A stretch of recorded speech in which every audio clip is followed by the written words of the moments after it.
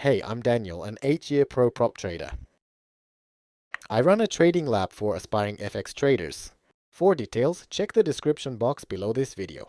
So today, let's dive into our gold technical analysis, mixing in some insights shared by our members. Right now, I have the gold 1-hour chart displayed here. Starting with the short-term outlook, the recent price action is in a sideways range, so pinpointing a clear directional bias is, but for the sake of this video, I'll still share my current market bias. As long as this reversal holds and isn't negated, my base bias remains firmly bullish. Now let me walk you through the detailed chart analysis as usual. I'd also like to cover the analysis of the previous day's price action. A large bearish candle didn't form. Instead, we saw a doji close on the bearish side today. So the market tends to shift into a sideways range here. Regarding the cooling level, I noted a downward bias. And the result confirmed that bearish pressure was stronger. So yesterday's candle was a small bearish doji right after the prior bearish candle, forming a range market inside that doji candle pattern. We can see this candle has formed with a bearish body closing lower. This confirms the downward bias was indeed stronger here. So this result confirms and reinforces that bearish bias overall. Today, a small bearish doji candle formed, showing volatility contraction from yesterday. This suggests the market is essentially behaving like a range-bound consolidation. Given this, let's now review the primary watch levels and time frame. For the primary watch levels, I covered this in detail for Trading Lab members the previous day. I walked through 4 key analysis points for Trading Lab members.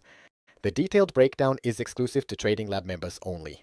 I can't share every detail here, but this covers the key points. Right now, the market is ranging using candles 7 and 8 as our key reference bars.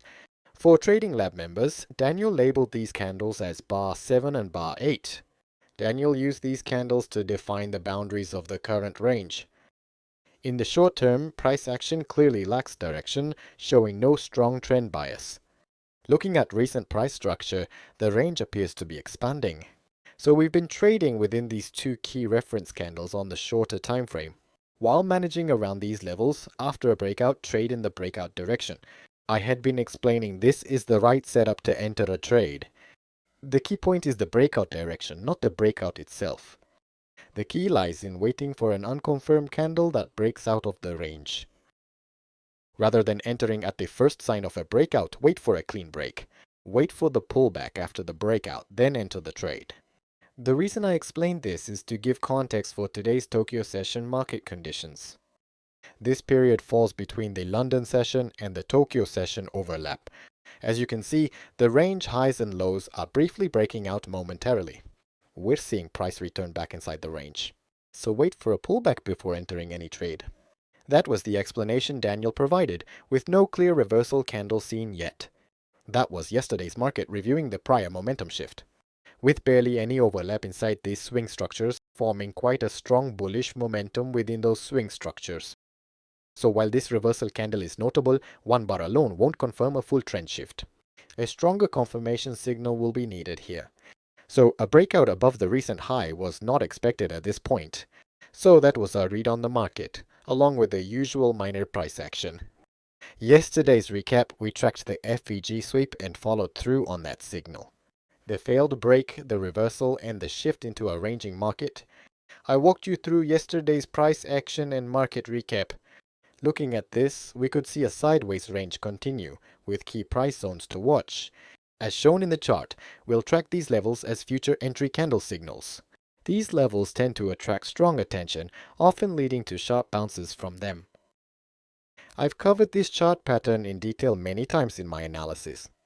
In Trading Lab, I explained the horizontal range concept. At least the entry and stop loss levels can be clearly calculated. If I had to highlight just one key entry point from this setup, it would be this one. From the recent low up to the range ceiling, we captured at least around $40 in movement. That comes out to roughly 404 pips captured in total movement. Now let's revisit the previous. That wraps up today's Trading Lab broadcast content for members. For members, I'll cover the limited price patterns currently usable in this market. I covered price action details within this range zone. I also covered what to avoid and what to target in the current market conditions. I covered all of that in full detail, including the current volatility across key assets.